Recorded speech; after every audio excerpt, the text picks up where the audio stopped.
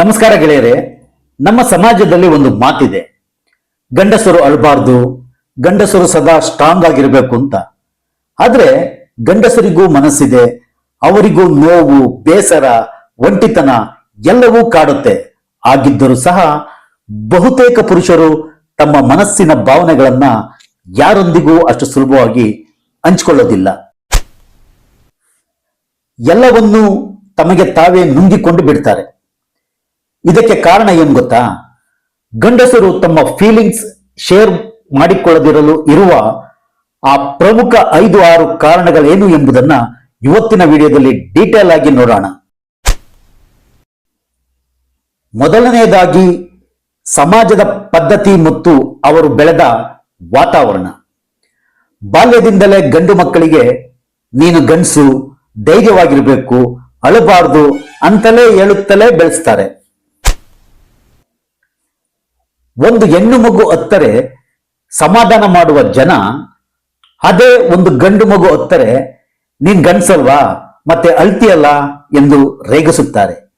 ಇದೇ ಕಾರಣಕ್ಕೆ ಅವರು ಬೆಳೆಯುತ್ತಾ ಹೋದಂತೆ ತಮ್ಮ ಭಾವನೆಗಳನ್ನು ವ್ಯಕ್ತಪಡಿಸುವುದು ದೌರ್ಬಲ್ಯ ಅಥವಾ ವೀಕ್ನೆಸ್ ಎಂದು ಭಾವಿಸಲು ಶುರು ಮಾಡ್ತಾರೆ.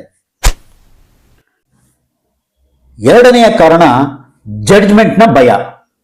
ಅಂದರೆ ಪುರುಷರು ತಮ್ಮ ಮನದಾಳದ ಭಯ ಅಥವಾ ಬೇಸರವನ್ನ ಯಾರ ಬಳಿಯಾದರೂ ಹೇಳಿಕೊಂಡರೆ ಎದುರಿಗಿರುವವರು ತಮ್ಮನ್ನು ಕೀಳಾಗಿ ನೋಡಬಹುದು ಅಥವಾ ತಮ್ಮ ಸಾಮರ್ಥ್ಯವನ್ನು ಶಂಕಿಸಬಹುದು ಎಂಬ ಭಯ ಅವ್ರಿಗಿರ್ತದೆ.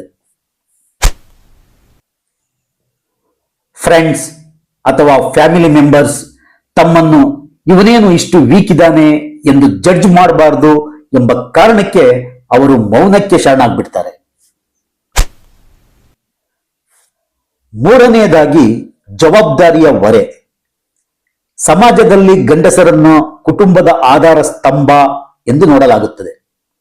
ಹೆಂಡತಿ, ಮಕ್ಕಳು, ಪೋಷಕರನ್ನು ಚೆನ್ನಾಗಿ ನೋಡಿಕೊಳ್ಳುವ ಜವಾಬ್ದಾರಿ ಅವಳ ಮೇಲಿರುತ್ತದೆ.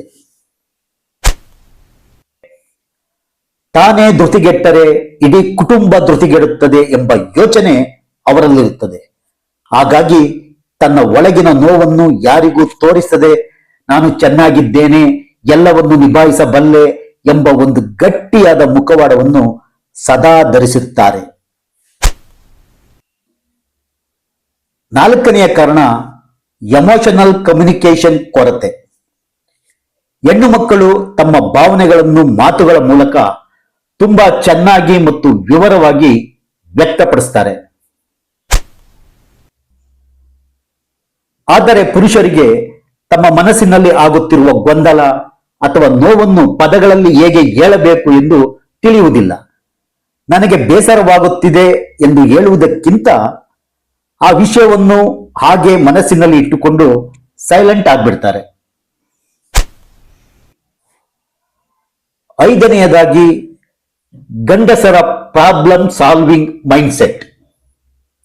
ಅಂದರೆ ಸಾಮಾನ್ಯವಾಗಿ ಪುರುಷರು ಯಾವುದೇ ಒಂದು ಸಮಸ್ಯೆ ಬಂದರೆ ಅದರ ಬಗ್ಗೆ ಬೇರೆಯವರ ಹತ್ತಿರ ಸಿಂಪತಿ ಗಿಟ್ಟಿಸಿಕೊಳ್ಳುವುದಕ್ಕಿಂತ ಆ ಸಮಸ್ಯೆಗೆ ಪರಿಹಾರ ಹುಡುಕಲು ಪ್ರಯತ್ನಿಸುತ್ತಾರೆ.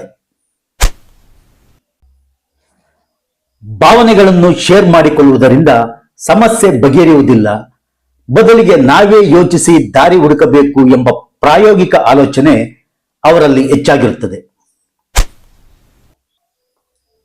ಆರನೆಯದಾಗಿ ಇಂದಿನ ಕಹಿ ಅನುಭವಗಳು.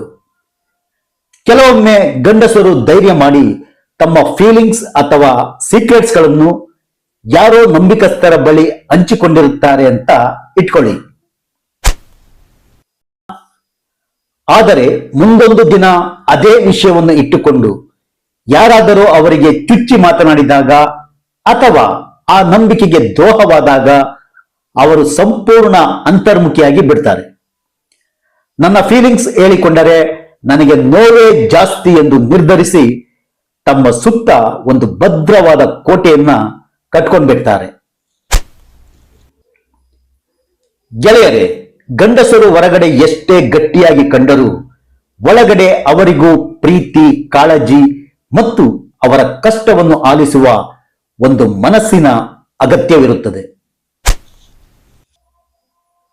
ನಿಮ್ಮ ಮನೆಯಲ್ಲಿರುವ ತಂದೆ, ಅಣ್ಣ, ತಮ್ಮ, ಗಂಡ ಅಥವಾ ಸ್ನೇಹಿತ ಸೈಲೆಂಟ್ ಆಗಿದ್ದರೆ ಅವರ ಬಳಿ ಕೂತು ಏನಾಗಿದೆ, ಎಲ್ಲವೂ ಸರಿ ಇದೆಯಲ್ಲ ಎಂದು ಪ್ರೀತಿಯಿಂದ ಕೇಳಿ.